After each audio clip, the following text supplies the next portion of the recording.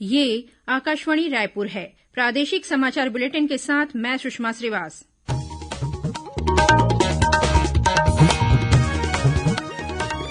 और अब पेश है आज के मुख्य समाचार। प्रधानमंत्री ने कोविड की स्थिति पर छत्तीसगढ़ सहित 4 राज्यों के मुख्यमंत्रियों के साथ चर्चा की। छत्तीसगढ़ के मुख्यमंत्री ने बताया कि प्रदेश के ग्रामीण क्षेत्रों में कोरोना की रोकथाम पर दिया जा रहा है विशेष ध्यान। मुख्यमंत्री ने आज वीडियो कॉन्फ्रेंसिंग के माध्यम से जांजगीर चांपा जिले के 7 नए कोविड केयर सेंटरों का उद्घाटन किया। बिलासपुर में अरपा उत्थान और तट संवर्धन कार्य का भी हुआ शिलान्यास। केंद्रीय इस्पात राज्यमंत्री ने कहा कि भिलाई इस्पात संयंत्र कोरोना संक्रमण के दौरान छत्तीसगढ़ सहित देश के अन्य राज्यों को ऑक्सीजन उपलब्ध कराने में महत्वपूर्ण भूमिका निभा रहा है। और चक्रवाती तूफान ताऊ-ते के असर से अगले 24 घंटों के दौरान राज्य में 1-2 स्थानों पर हल्की बारिश के साथ आकाशीय बिजली गिरने की संभावना।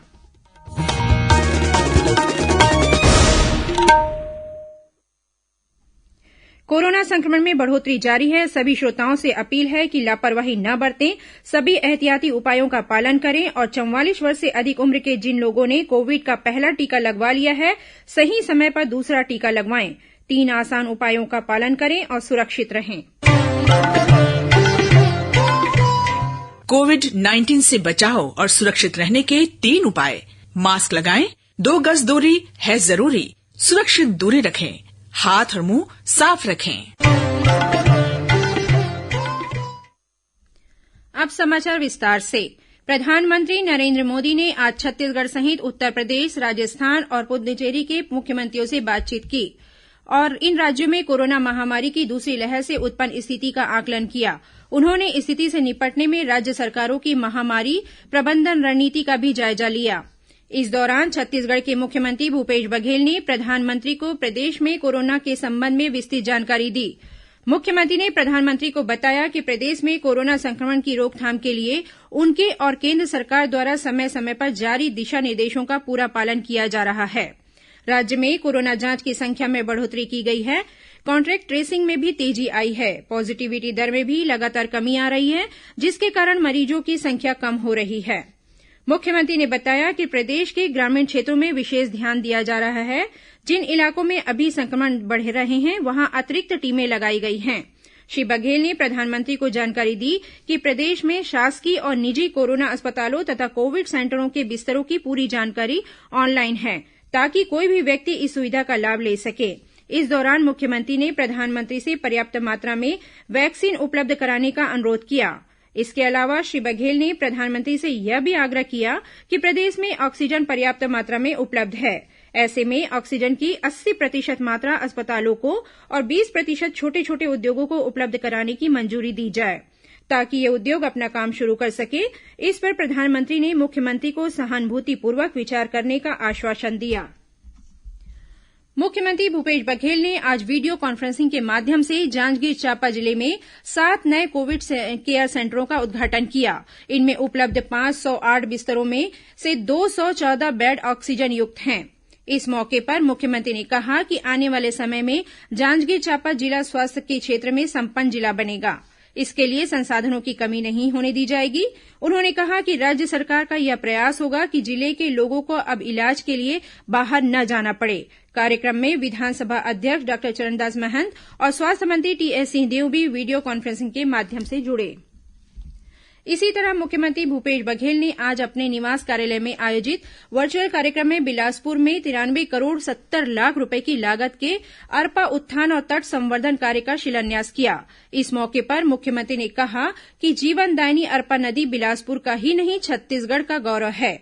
उन्होंने कहा कि अरपा को पुनर्जीवित करने राज्य सरकार ने अनेक कदम उठाए हैं। मुख्यमंत्री ने कहा कि अरपा उत्थान और तट संवर्धन योजना में नदी के दोनों किनारों पर इंदिरा सेतु से शनिचरी रपटा तक 4 लेन आधुनिक सड़क बनाई जाएगी। इससे शहर का यातायात सुगम तरीके से संचालित हो सकेगा। उधर नगरीय प्रशासन मंत्री डॉक्टर शिवकुमार डहरिया ने आज आरंग में छत्तीसगढ़ राज्य भंडार निगम द्वारा लगभग 6 करोड़ 73 लाख रूपये की लागत से 10,800 मीट्रिक टन क्षमता के बनने वाले गोदाम का वर्चुअल भूमि पूजन किया। कार्यक्रम में छत्तीसगढ़ राज्य भंडार गृह निगम के अध्यक्ष वरुण ओरा भी वीडियो कॉन्फ्रेंसिंग के माध्यम से शामिल हुए। कोरोना संक्रमण की रोकथाम के लिए प्रदेश के अधिकांश जिलों में लॉकडाउन की अवधि आगामी 31 मई तक बढ़ा दी गई है। राजनांदगांव, दुर्ग, महासमुंद, कबीरधाम, गरियाबंद, रायगढ़, मुंगेली, सूरजपुर, कोरिया, दंतेवाड़ा, कोंडागांव और जगदलपुर जिले में भी लॉकडाउन की अवधि को बढ़ाकर 31 मई कर दिया गया है, जबकि बीजापुर और सुकमा जिले में लॉकडाउन 1 जून तक रहेगा। संबंधित जिलों के कलेक्टरों ने इस संबंध में आदेश जारी कर दिया है। आदेश के मुताबिक लगभग सभी जिलों में लॉकडाउन के दौरान कई व्यावसायिक गतिविधियों की संचालन की छूट रहेगी। सुपरमार्केट, बाजार, सब्जी बाजार, mall, showroom, swimming pool, club, cinema hall, salon और ब्यूटी पार्लर बंद रहेंगे। शराब दुकानें और बार नहीं खुलेंगे। फल और सब्जी के थोक बाजार रात 12 बजे से सुबह 6 बजे तक खुलेंगे। पान ठेला, चौपाटी, चाट, समोसा, गुपचुप और फास्ट फूड दुकानों के संचालन की अनुमति नहीं होगी। वहीं होटल और रेस्टोरेंट में से सुबह 6 से रात 9 बजे तक होम डिलीवरी हो सकेगी। आदेश में कहा गया है कि किराना, डेली नीड्स, फल, सब्जी, अंडा, मछली, दूध की दुकानें शाम 5 बजे तक खोली जा सकेंगी। रविवार को पूर्ण लॉकडाउन रहेगा। गौरतलब है कि कल रायपुर सहित बिलासपुर, बलरामपुर, बलौदाबाजार, कांकेर, सरगुजा, धमतरी, कोरबा, बेमेतरा और जशपुर जिले में संबंधित कलेक्टरों द्वारा लॉकडाउन की अवधि बढ़ाने का आदेश जारी कर दिया गया था। छत्तीसगढ़ में राज्य के 99% स्वास्थ्य कार्यकर्ताओं को कोविड वैक्सीन की पहली डोज दे दी गई है। प्रदेश में इस वर्ग के लोगों के टीकाकरण में अच्छा प्रदर्शन रहा। इस वर्ग के टीकाकरण का राष्ट्रीय औसत 89% है। प्रदेश में कोरोना संक्रमण की स्थिति में तेजी से सुधार हो रहा है।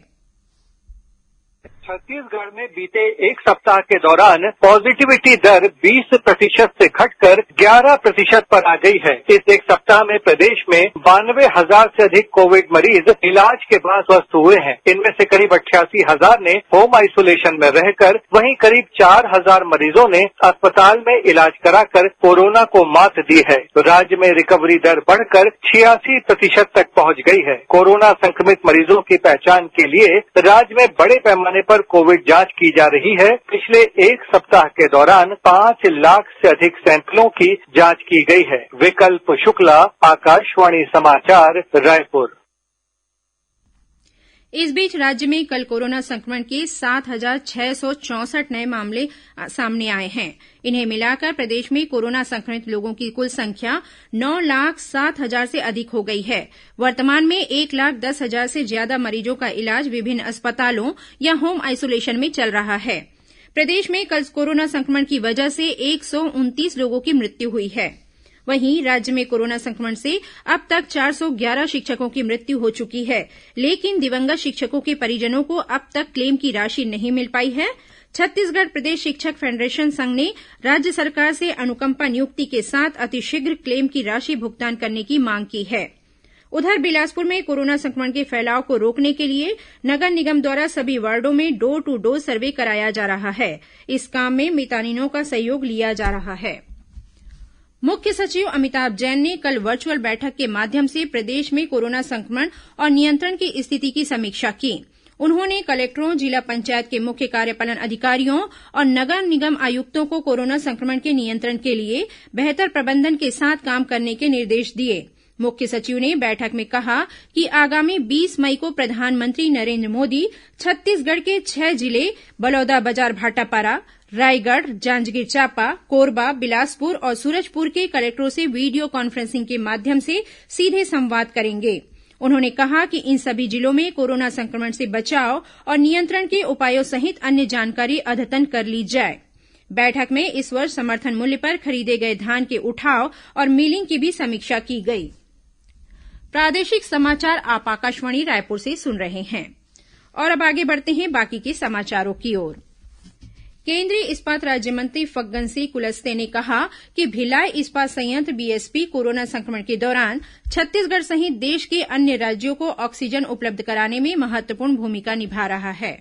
भिलाई स्टील प्लांट देश के विभिन्न राज्यों को एलएमओ की निर्बाध रूप से आपूर्ति कर रहा है। इसके लिए वहां पर एक ईडी स्तर के अधिकारी को नोडल अधिकारी नियुक्त किया गया है, जो ऑक्सीजन के उत्पादन एवं आपूर्ति पर लगातार निगरानी रखते हुए यहां से ऑक्सीजन की आपूर्ति मुख्य रूप से छत्तीसगढ़, महाराष्ट्र, मध्य प्रदेश को और देश के अन्य हिस्सों को, अन्य प्रदेशों को भी होती है। भिलाई स्टील प्लांट से अब तक 24,000 टन से ज्यादा का लिक्विड मेडिकल मेडिकल ऑक्सीजन अलग अलग राज्यों को प्रदान किया गया है। सेल के सभी प्लांट मिलाकर के लगभग 55,000 टन से ज्यादा एलएमओ की सप्लाई कर चुके हैं। महासमुंद जिले में ब्लैक फंगस के 6 मरीज पाए गए हैं। इनमें से एक मरीज की मौत हो गई है, जबकि एक अन्य मरीज को एम्स रायपुर रिफर किया गया है। वहीं 4 मरीजों का डॉक्टरों की देखरेख में घरों पर ही इलाज किया जा रहा है। जिला कोरोना नियंत्रण दल के नोडल अधिकारी डॉक्टर अनिरुद्ध कसार ने बताया कि जिले के सभी निजी अस्पतालों और शासकीय कोविड केयर सेंटरों को इस संबंध में दिशा निर्देश जारी कर दिए गए हैं। केंद्रीय स्वास्थ्य मंत्रालय ने अर्ध शहरी, ग्रामीण और जनजातीय क्षेत्रों में कोविड नियंत्रण और प्रबंधन के बारे में मानक संचालन प्रक्रिया जारी की है। मंत्रालय ने कहा कि शहरी क्षेत्र में कोविड रोगियों की संख्या बढ़ रही है, लेकिन अर्ध शहरी, ग्रामीण और जनजातीय क्षेत्रों में भी अब संक्रमित लोगों की संख्या धीरे धीरे बढ़ रही है। इसलिए इन क्षेत्रों में कोविड महामारी से निपटने के प्रयास तेज करने के लिए सभी स्तरों पर प्राथमिक स्वास्थ्य बुनियादी ढांचे को मजबूत करने और समुदायों को सशक्त बनाने की आवश्यकता है। स्वास्थ्य मंत्रालय ने कहा कि लगभग 80 से 85% कोविड रोगियों में कोरोना संक्रमण के लक्षण नहीं होते या हल्के लक्षण होते हैं। इन रोगियों को अस्पताल में भर्ती कराने की आवश्यकता नहीं है और इन्हें घर पर ही या कोविड केयर आइसोलेशन सेंटर में ठीक किया जा सकता है। कोविड रोगियों की निगरानी के लिए ऑक्सीजन के स्तर पर नजर रखना महत्वपूर्ण है। प्रत्येक गांव में पर्याप्त संख्या में ऑक्सीमीटर, थर्मामीटर होने चाहिए। ग्राम स्वास्थ्य, स्वच्छता और पोषण समिति को इन उपकरणों के प्रावधान के लिए संसाधन जुटाने चाहिए। कोविड रोगियों के परिवारों के लिए पल्स ऑक्सीमीटर और थर्मामीटर उपलब्ध कराने की प्रणाली विकसित की जानी चाहिए। इस कार्य में आशा, आंगनवाड़ी कार्यकर्ताओं और ग्रामीण स्तर के स्वयं सेवकों की सहायता ली जानी चाहिए। घर में क्वारंटीन लोगों को होम आइसोलेशन किट उपलब्ध कराई जानी चाहिए। इस किट में पैरासीटामोल 500 mg, आइवरमेक्टिन की गोली, कफ सिरप और मल्टीविटामिन जैसी आवश्यक दवाएं होनी चाहिए। किट में दवाइयों का विवरण और उन्हें लेते समय सावधानी के ब्यौरे के साथ विस्तृत पर्चे भी होने चाहिए। केंद्र सरकार ने लॉकडाउन के कारण राज्यों और केंद्र शासित प्रदेशों से यह सुनिश्चित करने का आग्रह किया है कि नियमित बाजार खुलने के प्रतिबंधित समय से उचित दर की दुकानों को छूट दी जाए। केंद्रीय खाद्य और सार्वजनिक वितरण विभाग ने सभी राज्यों और केंद्र शासित प्रदेशों को परामर्श जारी किया है कि उचित दर की दुकानों को महीने के सभी दिन खोला जाए और दिन भर लाभार्थियों को अनाज वितरित किया जाए। भारतीय जनता पार्टी की राष्ट्रीय महामंत्री और प्रदेश प्रभारी डी पुरंदेश्वरी ने बिलासपुर और सरगुजा संभाग के भाजपा पदाधिकारियों की वर्चुअल बैठक ली और सेवा ही संगठन अभियान की समीक्षा की। बैठक में डी पुरंदेश्वरी ने कहा कि कोरोना संक्रमण को रोकने और टीकाकरण अभियान को गति देने में राज्य सरकार पूरी तरह असफल रही है। उन्होंने पदाधिकारियों से कहा कि सेवा ही संगठन अभियान के माध्यम से अधिक लोगों तक जुड़े और प्रदेश सरकार की नाकामियों को बताएं। इस मौके पर प्रदेश सह प्रभारी नितिन नबीन ने कहा कि कोरोना संक्रमण के दौर में भाजपा कार्यकर्ता आम जनता की मदद के लिए सक्रिय हों।